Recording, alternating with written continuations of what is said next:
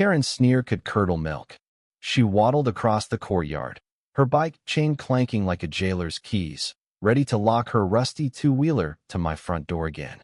This wasn't just a petty annoyance. It was a declaration of war in our quiet apartment complex, where HOA Karen and her sister Lynn had crowned themselves queens of chaos. Their latest stunt?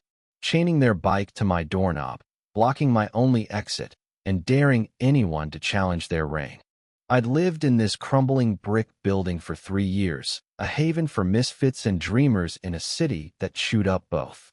My neighbor's Lila, a fiery graphic designer with a toddler, and Mr. Tran, a retired grocer with a limp and a sharp tongue, had endured the Karen sisters' antics for months. From blasting music at 2 a.m. to hogging the communal laundry, they treated the complex like their personal playground. But this bike nonsense? It was personal. That evening, I came home from a double shift at the diner, feet aching, only to find Karen's bike padlocked to my door. The chain looped through the handle, a taunting steel snake. Karen stood there, hands on her hips, her floral muumuu straining at the seams. Lynn, her skinnier shadow, leaned against a lamppost, smirking like she'd just won the lottery. "Move your bike," I said, voice steady despite the rage bubbling inside. "This is my door." Karen's eyes narrowed, her jowls quivering. "My bike, my rules. Park it where I want." Her voice dripped with entitlement, each word a jab. Lynn cackled, filming the exchange on her phone, probably for their little social media fanbase of fellow troublemakers. I took a deep breath, counting to 10 like my therapist taught me. "You're blocking my home. I can't get in." "Then walk around," Karen snapped, waving a chubby hand like she was shooing a fly. "Not my problem." Lila appeared, her toddler balanced on her hip. "Karen, you can't do this. It's not just Riddy, it's illegal." Her voice shook, not from fear but from the exhaustion of dealing with these sisters for months. "Illegal?" Karen barked a laugh, her double chin wobbling. "You artsy types think you own this place. I'm on the HOA board. I make the rules." Lynn chimed in, still recording. "Yeah, cry about it. Maybe don't be so sensitive." Mr. Tran hobbled over, his cane tapping the pavement. "You're no queens," he said, his voice low but cutting. "Just bullies with too much time." The courtyard grew tense, the air thick with unspoken threats. Karen's smugness faltered for a split second, but she doubled down, yanking the chain to make sure it was secure. "Try moving it," she taunted. "I dare you." I'd had enough. I pulled out my phone and dialed the non-emergency police line. "I'd like to report a trespassing issue," I said, loud enough for Karen to hear. Her eyes widened, but she didn't budge. Lynn kept filming, probably thinking this would go viral in their favor. The cops arrived in 10 minutes, 2 officers with tired eyes and no patience for drama. Officer Ramirez, a stocky woman with a no-nonsense vibe, surveyed the scene. "Whose bike is this?" she asked, pointing to the chain. "Mine," Karen said, puffing out her chest. "And I'm keeping it there. HOA rules." Ramirez raised an eyebrow. "HOA doesn't override property law, ma'am. This is private property.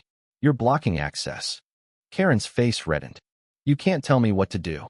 I know my rights." Lynn, still filming, shouted, "This is police harassment. We're being targeted." Officer Patel, Ramirez's partner, stepped forward. "Put the phone down, ma'am. You're escalating this." Lynn hesitated, then lowered it, muttering under her breath.